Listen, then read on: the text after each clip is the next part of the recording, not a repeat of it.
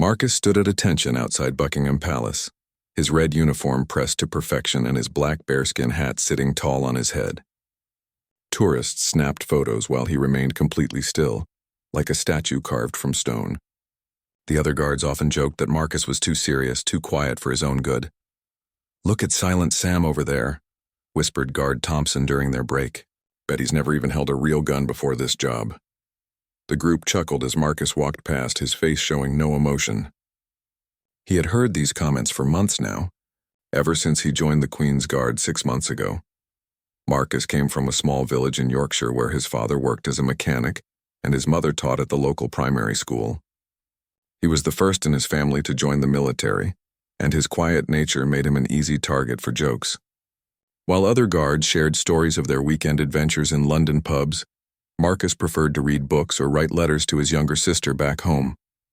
The senior guards found his behavior strange.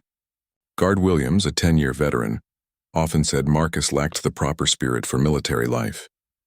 "Real soldiers are loud, confident, and ready for action," he would tell the others. This quiet mouse wouldn't last 5 minutes in real combat. During training exercises at the range, Marcus performed adequately but never stood out. He hit his targets consistently but without any flair or excitement that impressed the instructors. His shooting scores were good enough to pass, but nothing that made anyone take notice. The other guards assumed he was just another average soldier who got lucky enough to land a prestigious posting. What they didn't know was that Marcus had specifically requested this quiet assignment. After years of high-stakes missions that he couldn't discuss with anyone, standing guard at the palace felt like a peaceful vacation. The tourists, the routine, and even the jokes from his colleagues were a welcome break from the life he had left behind. Marcus had grown up learning to shoot with his grandfather, an old army veteran who taught him patience and precision. "A good marksman doesn't need to boast," his grandfather had always said. "Let your shots do the talking." These words had guided Marcus through years of training and missions that would have broken most men. Every morning, Marcus polished his boots and buttons with the same attention to detail he had once used to prepare his specialized equipment. His colleagues saw this as the behavior of someone trying too hard to fit in. They had no idea that precision and attention to detail had once been the difference between life and death for Marcus and his team. The palace grounds were beautiful and peaceful, a stark contrast to the harsh environments Marcus had operated in for years. He genuinely enjoyed watching the changing of the guard ceremony, the tourists' excitement, and the simple routine of palace life. For the first time in years, he could sleep through the night without checking his surroundings or listening for unusual sounds. During lunch breaks, Marcus would sit alone and watch the pigeons in the courtyard. His colleagues interpreted this as antisocial behavior, but Marcus was simply enjoying the luxury of boredom. He had spent too many years where every moment required intense focus and split-second decisions. Now he could watch birds and think about normal things like what to have for dinner or whether to call his sister that evening. The other guards often talked about their previous military experience, sharing stories of training exercises and peacekeeping missions. Marcus listened politely but never contributed his own stories. When directly asked about his background, he would simply say he had served in various capacities and preferred not to discuss details. This response only reinforced their belief that he had nothing interesting to share. Guard Thompson particularly enjoyed making Marcus the target of his jokes. He would often comment on Marcus's serious expression or his habit of standing perfectly still for hours. "I bet Silent Sam has never even been in a real firefight," Thompson told the others one afternoon. "Probably spent his whole military career filing paperwork in some safe office somewhere." The irony wasn't lost on Marcus. If Thompson knew the truth about where Marcus had served and what he had done, the jokes would stop immediately. But Marcus had no interest in impressing his colleagues or proving anything to them. He had already proven everything he needed to prove to the people who mattered, and now he was content to be underestimated. As weeks turned into months, the pattern continued. Marcus performed his duties flawlessly, but remained the quiet, unremarkable guard that everyone overlooked. He became background noise in their daily routine, the reliable but boring colleague who never caused trouble but never impressed anyone either. Little did they know that this quiet, unassuming man guarding the palace had once been one of the most feared and respected soldiers in the world's most elite military unit. The annual Royal Guard marksmanship competition was announced on a crisp Tuesday morning in October. Captain Edwards gathered all the guards in the courtyard to explain the tradition that had been running for over 50 years. Each guard would compete in various shooting challenges, and the winner would receive a medal and have their name added to the honor board in the guardhouse. This competition separates the real soldiers from the weekend warriors, Captain Edwards announced with pride. We'll test your skills with pistol, rifle, and precision shooting at various distances. The top 3 finishers will represent the Queen's Guard in the inter-service competition next month. Guard Thompson immediately started bragging to his friends about his chances of winning. He had grown up hunting in Scotland and considered himself an excellent shot. I've been shooting since I was 12, he told anyone who would listen. My father taught me on the Highland estates, and I've never missed a deer at 300 yards. Other guards began sharing their own shooting credentials. Guard Williams talked about his sniper training during his time with the regular army. Guard Peterson boasted about winning several local shooting competitions before joining the military. The guardhouse buzzed with excitement as everyone discussed their strategies and predicted the results. Marcus listened to the conversations while polishing his rifle. He had maintained his weapon with the same meticulous care he had learned years ago, though none of his colleagues realized the significance of his attention to detail. When Guard Thompson asked Marcus if he planned to enter the competition, Marcus simply nodded and continued his maintenance routine. Don't expect much from Silent Sam, Thompson laughed to the others. I've seen him at the practice range. He's adequate, sure, but nothing special. Probably learned to shoot at some basic training camp and never improved beyond that. The group found this assessment hilarious, especially since Marcus showed no reaction to their comments. The competition would take place over 3 days at the military range outside London. Day 1 would focus on basic marksmanship with standard service weapons. Day 2 would test precision shooting at longer distances. Day 3 would feature moving targets and stress shooting scenarios designed to simulate real combat conditions. As the guards prepared for the competition, Marcus maintained his usual quiet routine. He didn't join the groups practicing together or discussing tactics late into the evening. Instead, he spent his free time reading or writing letters, occasionally checking his equipment but showing none of the nervous energy that consumed his colleagues. Guard Williams, who had appointed himself as Thompson's main rival, began organizing practice sessions for anyone who wanted to improve their scores. We need to show these young guards how it's done, he told Thompson. Between my military experience and your hunting background, we should dominate this competition. The betting pool started innocently enough. Guards began wagering small amounts on who would finish in the top 3 positions. Thompson was the early favorite, followed by Williams and Peterson. Marcus wasn't even mentioned in most conversations about potential winners. The few times his name came up, it was usually followed by laughter or dismissive comments about his chances. Marcus found the situation amusing rather than insulting. He had participated in competitions where the stakes were considerably higher than a medal and bragging rights. The casual atmosphere and friendly rivalry reminded him of simpler times in his military career, before everything became life and death serious. 3 days before the competition, Captain Edwards visited the practice range to observe the guards' preparations. He watched Thompson nail several difficult shots and nodded approvingly at Williams's consistent groupings. When he observed Marcus shooting, the captain made a few polite comments about his adequate technique, but showed no particular interest in his performance. Remember, gentlemen, Captain Edwards addressed the group, this competition represents more than individual achievement. You're representing the Queen's Guard, one of the finest military units in the world. Make sure your performance reflects the honor and tradition of your position. That evening, Marcus called his sister as he did every week. She asked about his life at the palace, and he told her about the upcoming competition. Are you nervous? She asked, knowing her brother's competitive nature from their childhood. Marcus smiled at the question, remembering how she used to challenge him to various contests in their backyard. Not particularly, Marcus replied honestly. It should be interesting to see how everyone performs under pressure. His sister detected something in his tone that suggested there was more to the story.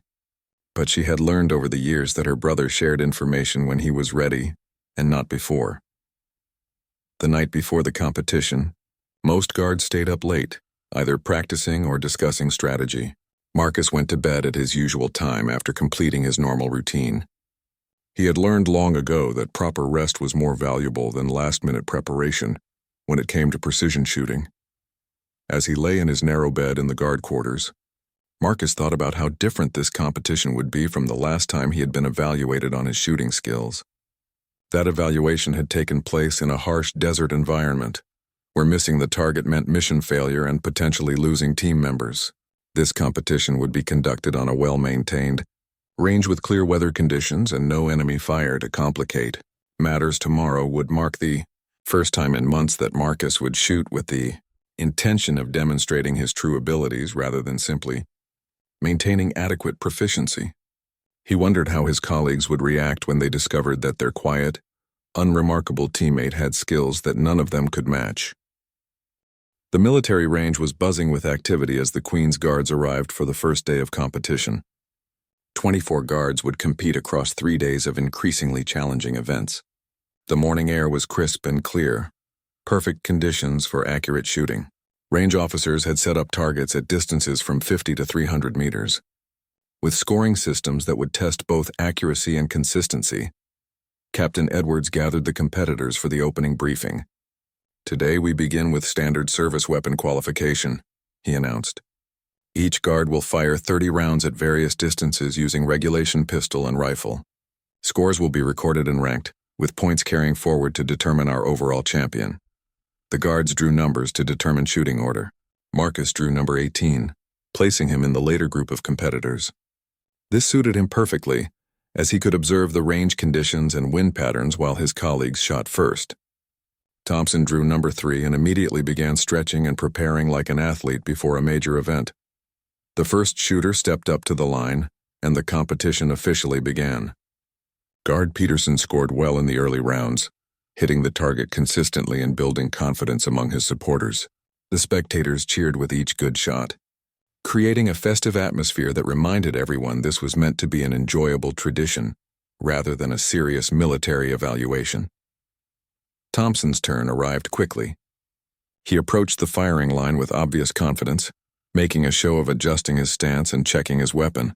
His first few shots landed solidly in the target's scoring rings, drawing approving comments from the watching guards. "That's how it's done," he called out after a particularly good shot, causing his friends to cheer loudly. By the time Thompson finished his round, he had posted one of the highest scores of the morning. Guard Williams followed with another strong performance, though slightly lower than Thompson's total. The competition was developing as most guards had predicted, with the experienced shooters taking early leads and building momentum. Marcus spent the waiting time observing more than the other competitors realized. While they focused on the targets and scoring, he noted wind direction changes, the slight variations in lighting as clouds passed overhead, and the subtle differences in how various guards adapted to the range conditions. These were habits developed over years of shooting in environments where such details meant survival. When his number was finally called, Marcus walked to the firing line without fanfare. He performed his routine equipment checks quietly and efficiently, drawing little attention from the spectators who were still discussing Thompson's impressive performance. Several guards were already calculating whether anyone could catch Thompson's leading score. Marcus's first shot surprised everyone, including the range officers. The bullet hit the exact center of the target with a precision that made the electronic scoring system beep, with a perfect score. The talking stopped as everyone focused on this unexpected development. Marcus loaded his next round with the same calm efficiency and fired again, producing another perfect center hit. "Bloody hell," whispered Guard Williams to his neighbor. "Where did that come from?" The crowd of spectators grew quiet as Marcus continued his methodical shooting routine. Each shot landed with mechanical precision, grouping so tightly in the target center that the bullet holes overlapped. Thompson stopped his conversation and stared at the scoring display showing Marcus's running total. The numbers climbing steadily higher didn't match anything Thompson had seen from Marcus during their practice sessions. "Must be beginner's luck," he muttered, though his voice lacked conviction. As Marcus transitioned from pistol to rifle shooting, the pattern continued. His shots landed with the same unerring accuracy, creating groups so tight that range officers had to use special tools to score them properly.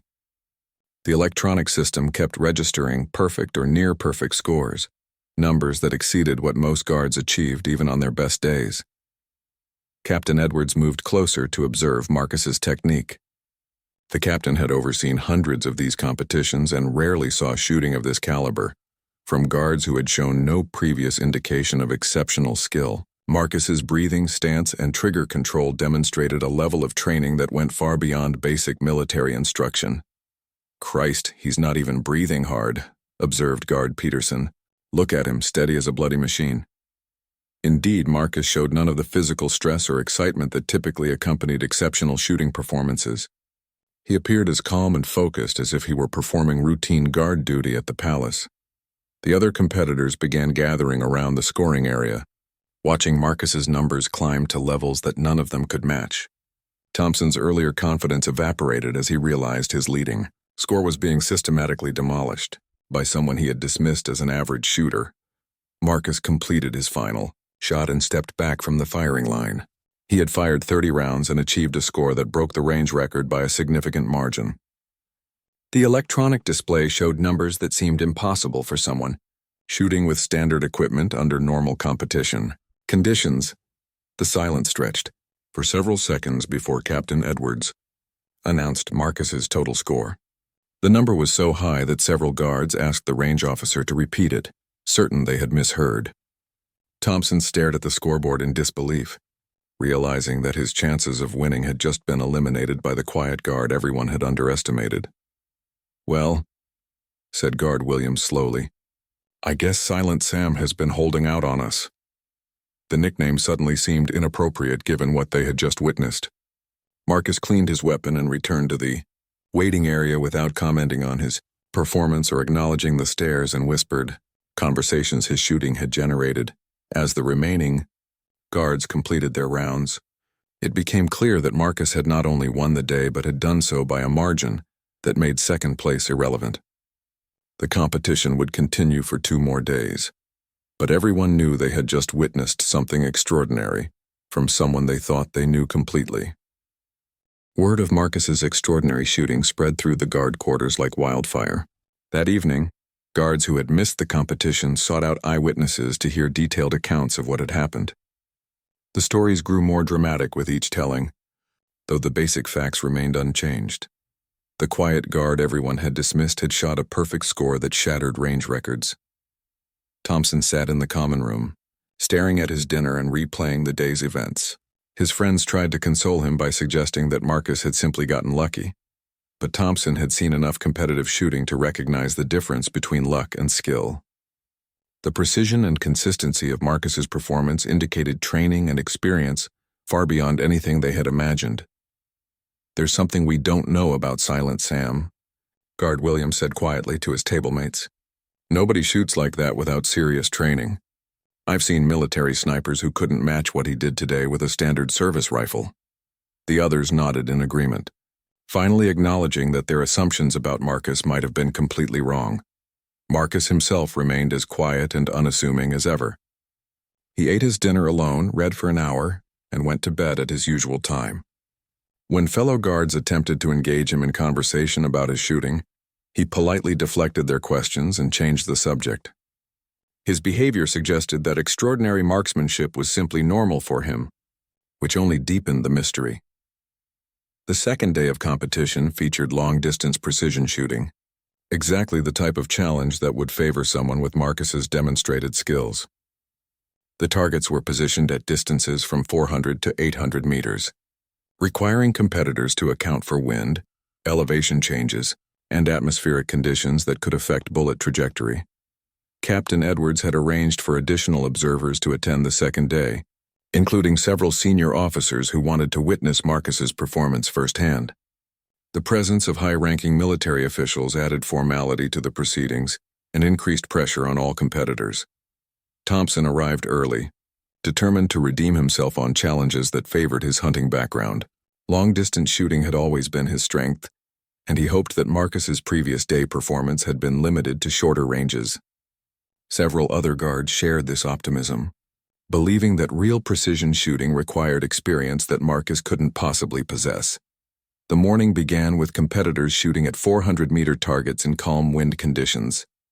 Thompson performed well, hitting the target consistently and posting respectable scores.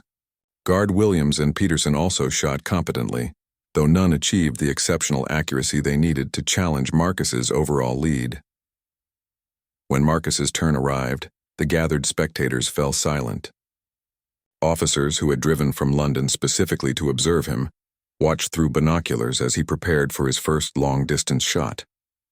Marcus took his time, observing wind indicators and making minute adjustments to his scope that demonstrated familiarity with precision shooting techniques.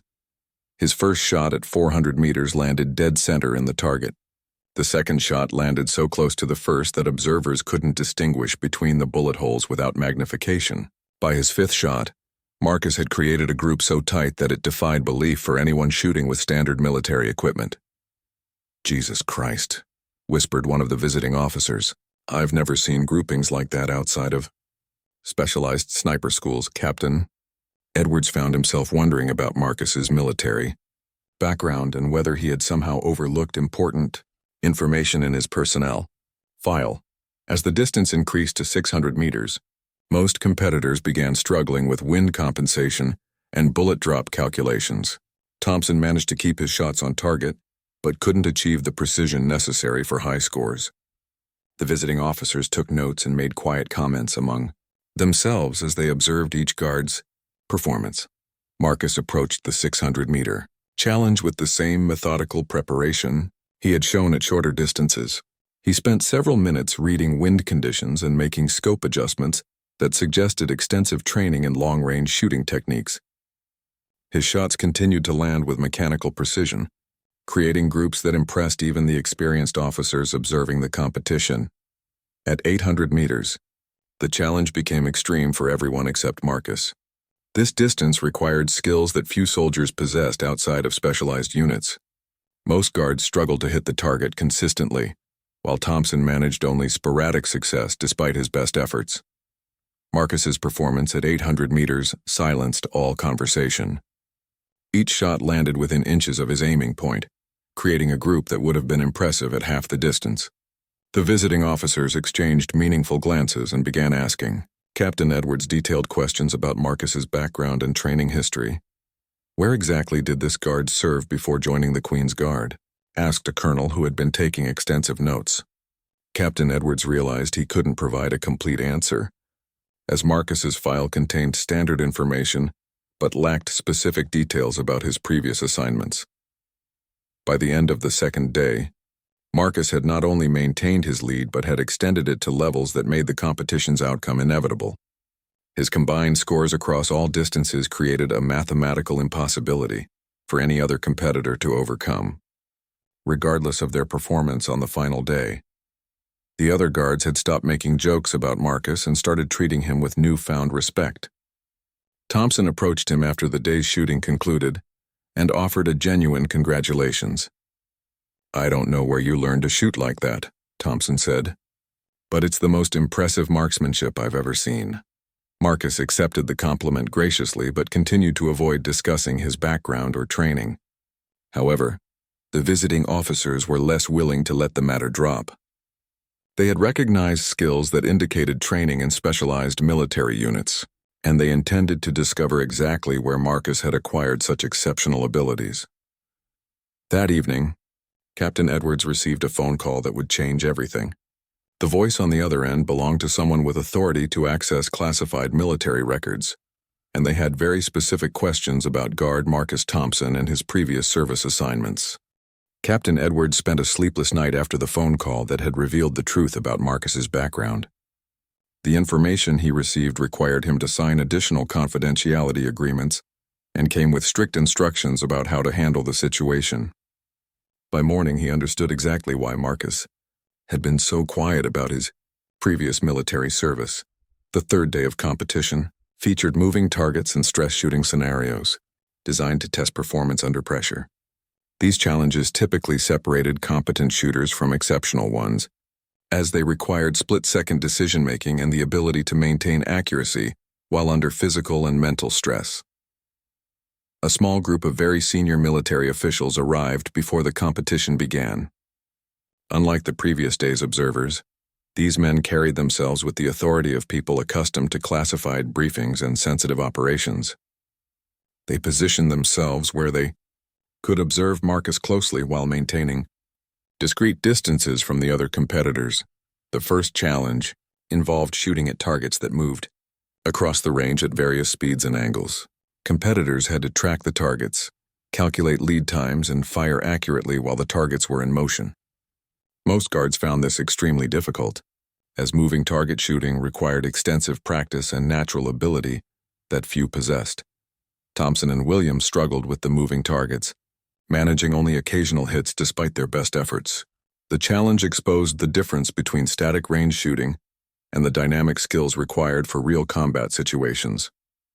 Several guards failed to hit the moving targets at all, highlighting how specialized this type of marksmanship actually was. When Marcus stepped up for the moving target challenge, the senior officials leaned forward with obvious interest. They watched as he tracked the first target with smooth, practiced movements that indicated extensive training in exactly this type of shooting. His first shot hit the moving target center mass, followed immediately by equally accurate shots on subsequent targets. "There it is," murmured one of the officials to his colleague. "Watch his target tracking and firing rhythm. That's not something you learn in basic military training." Marcus continued hitting moving targets with an accuracy rate that amazed even the experienced officers observing him. The stress shooting scenarios proved equally revealing. Competitors had to complete physical challenges before shooting, simulating the elevated heart rate and muscle fatigue that occurred during combat situations. Most guards found their accuracy degraded significantly when shooting. While physically stressed and breathing heavily, Marcus completed the physical challenges without apparent difficulty and approached the shooting portion while his colleagues were still catching their breath. His heart rate and breathing appeared normal, suggesting a level of physical conditioning that exceeded standard military fitness requirements. When he began shooting, his accuracy remained as precise as it had been under calm conditions. "Bloody hell," whispered Thompson to Williams. "He's not even winded after those exercises. Look at him, steady as a rock while the rest of us are gasping for air."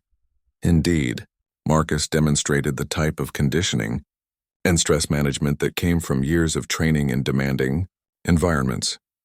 The final challenge involved shooting while wearing gas masks and other equipment that restricted vision and breathing. This scenario tested whether competitors could maintain accuracy while dealing with the discomfort and disorientation of protective gear. Most guards struggled significantly with this challenge, as it required mental discipline and technical skills that few had developed. Marcus donned the gas mask and additional equipment with practiced efficiency, adjusting the gear in ways that suggested extensive experience with such equipment. When he began shooting, his performance remained virtually unchanged despite the restrictions imposed by the protective gear. The senior officials took detailed notes and exchanged knowing looks as they watched him work. By the end of the third day, Marcus had achieved something unprecedented in the competition's 50-year history. He had won every single challenge by margins so large that second-place finishers weren't even close. His combined scores across all events created records that would likely stand for decades. Captain Edwards called the competitors together for the closing ceremony. The presence of senior officials gave the event unusual gravity, and everyone sensed that something significant was about to be revealed. Marcus stood with his fellow guards, maintaining the same quiet demeanor that had characterized his entire time with the unit. "Before we announce the official results," Captain Edwards began, "I want to address some questions that have arisen about the exceptional performance we've witnessed over the past 3 days. He paused, looking directly at Marcus before continuing. "It has come to my attention that one of our guards has been operating under what we might call a very low profile." The assembled guards listened intently, sensing that they were about to learn something important about their quiet colleague. Thompson and Williams exchanged glances, realizing that their earlier assumptions about Marcus were about to be completely overturned. "Guard Marcus Thompson," Captain Edwards announced formally, "has been authorized to share some information about his background with this unit." He gestured toward the senior officials. "These gentlemen are here to provide context for what you've witnessed and to ensure that certain protocols are followed." Marcus stepped forward, and for the first time since joining the Queen's Guard, All eyes were on him with genuine respect rather than amusement. The moment had arrived when his carefully maintained cover would be partially lifted, revealing at least some of the truth about who he really was and where his extraordinary skills had been developed. The guards waited in silence, finally understanding that they had been sharing quarters with someone whose true background was far more interesting and dangerous than any of them had imagined. The jokes and dismissive comments suddenly seemed not just inappropriate but embarrassingly naive. One of the senior officials stepped forward, his uniform bearing insignia that marked him as a colonel from Special Forces Command. The gravity in his voice made it clear that what followed would be carefully controlled information, shared only because circumstances required it. "Gentlemen," the colonel began, "what you've witnessed over the past 3 days represents the skill set of someone trained in the United Kingdom's most elite military unit." He paused, allowing the weight of his words to settle. "Guard Thompson is on temporary assignment to the Queen's Guard following distinguished service with the Special Air Service." The silence that followed was complete. Every guard understood the significance of the SAS designation, though few had ever met someone from the legendary unit. Thompson felt his face flush as he realized how foolish his comments about Marcus had been. The man he had dismissed as inexperienced had served in the most demanding military unit in the world. During his 8 years with the SAS, the colonel continued, Sergeant Thompson served as the unit's primary marksman specialist. His skills were developed through extensive training and tested in operational environments that remain classified. The marksmanship you've observed represents standards maintained for missions where accuracy meant the difference between success and failure.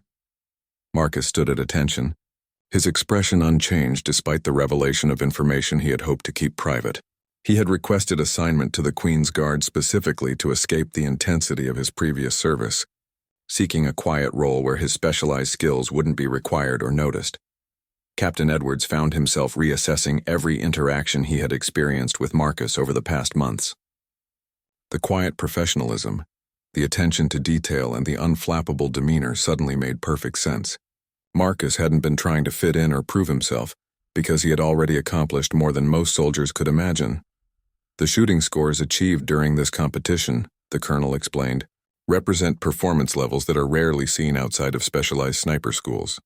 Sergeant Thompson's consistency across all challenges reflects training that costs the military hundreds of thousands of pounds and years of development. Guard Williams stepped forward hesitantly. "Sir, with respect, why wasn't this information shared when Marcus joined the unit?"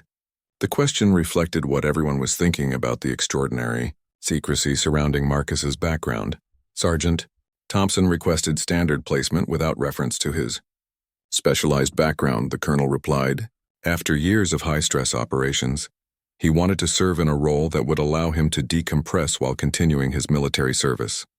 His previous unit commanders supported this request as part of his transition back to conventional military life. Thompson realized that every joke he had made about Marcus's supposed inexperience had been heard by someone who had faced life and death, situations that Thompson couldn't imagine. The man he had called Silent Sam had earned his quiet confidence through experiences that would have broken most people. The colonel turned to address Marcus directly. "Sergeant, your cover has been maintained as requested, but your performance during this competition has attracted attention from senior command. There are ongoing operations that could benefit from your specialized skills, should you choose to return to active SAS duty." Marcus spoke for the first time during the revelation, his voice calm and measured. "Thank you, sir, but I remain committed to my current assignment. The Queen's Guard provides the type of service I'm seeking at this point in my career." His response indicated that he had found exactly what he was looking for in the quiet routine of palace duty. "Very well," the colonel acknowledged. "Your current assignment will continue as requested. However, Command wanted you to know that your skills remain valued and that opportunities exist should your circumstances change." As the officials prepared to leave, Captain Edwards announced Marcus as the competition winner, though the formal recognition seemed insignificant compared to what had just been revealed. The medal and honor board recognition paled beside the knowledge that they had been serving alongside one of the military's most elite operators. After the officials departed, the guards gathered around Marcus with newfound respect and numerous questions. Thompson was the first to approach, offering a genuine apology for months of dismissive comments. "I'm sorry, Marcus," he said sincerely. "I had no idea who you were or what you'd accomplished." Marcus accepted the apology graciously. "You had no reason to know," he replied simply. "I preferred it that way.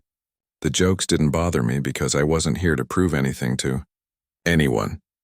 His response reflected the confidence of someone who had already faced the ultimate tests of his abilities. Guard Williams asked about the missions Marcus had completed, but Marcus politely declined to discuss operational details. "Some things have to stay classified," he explained. "But I can say that serving with the SAS taught me that the most dangerous people are often the ones you don't notice until it's too late." The revelation transformed the dynamic within the Queen's Guard unit. Marcus was no longer the quiet, unremarkable colleague they had overlooked. Instead, he became someone they respected and, frankly, felt honored to serve alongside. The man they had dismissed as inexperienced had protected national security in ways they would never fully understand. That evening, as the guards discussed the day's revelations, Marcus sat alone reading as he always did. The difference was that now his colleagues understood his preference for solitude wasn't antisocial behavior but the habit of someone accustomed to operating independently in high-stress environments where mental discipline meant survival. The competition had ended, but its impact would last much longer. Marcus had finally been recognized for his true abilities, though recognition had never been his goal. He had simply wanted to serve quietly and find peace after years of service that had demanded everything he could give. 6 months after the competition, life at Buckingham Palace had settled into a new rhythm. Marcus continued his duties with the same quiet professionalism, but the atmosphere around him had changed completely. The guards who once made jokes at his expense now sought his advice and treated him with genuine respect that came from understanding his true background. Thompson had become one of Marcus's closest friends within the unit. The experience of learning about Marcus's SAS service had humbled Thompson and taught him valuable lessons about making assumptions about people. He often reflected on how badly he had misjudged someone who had accomplished more in military service than Thompson could have imagined. "You know what bothers me most?" Thompson said to Marcus during one of their regular conversations. "It's not that I was wrong about your shooting skills. It's that I was wrong about your character. You never once made me feel stupid for those comments, even though you could have shut me up with a single word about your background." Marcus smiled at his friend's confession. "Making you feel stupid wouldn't have served any purpose," he replied. "Besides, I was here to escape being defined by my military record. In a strange way, your jokes helped me feel normal for the first time in years." The other guards had adapted to the new reality in their own ways. Guard Williams often asked Marcus for shooting tips, though he understood that basic advice couldn't replicate years of specialized training. Peterson had developed a genuine admiration for Marcus's humility, recognizing that someone with his credentials could easily have dominated their unit from the beginning. Captain Edwards had received several inquiries from senior commanders about Marcus's performance and availability for special assignments. Each time, Edwards confirmed that Marcus remained committed to his current role and had specifically requested to continue serving with the Queen's Guard. The captain had developed deep respect for Marcus's choice to serve quietly rather than pursue the recognition his skills could have earned.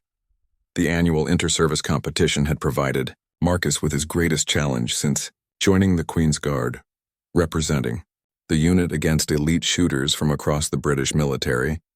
Marcus had dominated the competition so thoroughly that other services began investigating the Queen's Guard training program, assuming they had developed revolutionary marksmanship techniques.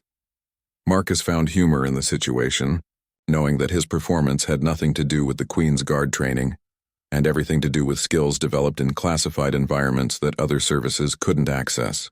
He politely deflected requests to share training methods that didn't actually exist within the unit. The tourist at Buckingham Palace continued taking photos of Marcus as he stood guard, completely unaware that they were photographing one of the most dangerous men in the British military. Marcus enjoyed this anonymity, finding peace in being seen as simply another ceremonial guard, rather than someone whose actions had once influenced international security. His sister visited London for the first time since Marcus joined the Queen's Guard.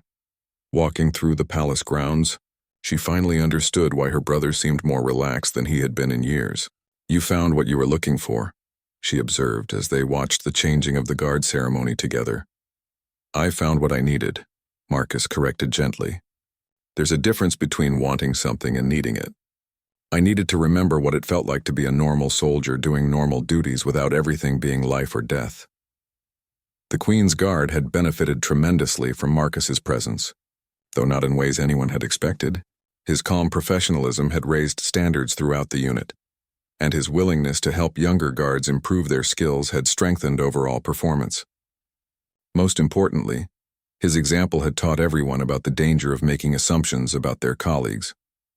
Thompson often told new guards about the competition and its aftermath, using Marcus as an example of why they should respect every member of their unit, regardless of how quiet or unremarkable they might seem. "Silent Sam taught us that the most extraordinary people often work very hard to appear ordinary," he would explain. As Marcus stood guard outside Buckingham Palace on a crisp autumn morning, he reflected on how much his life had changed since joining the Queen's Guard. He had found the peace and normalcy he had sought after years of high-stakes service. The routine of palace duty, the tourists' excitement, and even his colleagues' friendship had given him something he hadn't realized he was missing. A group of school children walked past, their teacher explaining the history and tradition of the Queen's Guard. Marcus remained perfectly still as they took photos, but he smiled internally as he listened to their innocent questions about what it would be like to be a guard at the palace. If they only knew, Marcus thought to himself, that sometimes the most interesting stories belong to the people who work hardest to avoid attention. The children moved on, chattering excitedly about their palace visit, leaving Marcus to continue his quiet watch over one of Britain's most important buildings. That evening, Marcus wrote his weekly letter to his grandfather, the man who had first taught him to shoot in the Yorkshire countryside years ago. "You always told me that a good marksman doesn't need to boast," Marcus wrote. "I finally understand what you meant. The best shooting happens when nobody realizes how good you really are." Marcus sealed the letter and prepared for another peaceful night in the guard quarters, surrounded by colleagues who had become genuine friends and serving in a role that honored his skills, while allowing him the quiet life he had earned through years of extraordinary service. Sometimes, he had learned, the greatest victory was simply finding a place where you could be yourself without having to prove anything to anyone.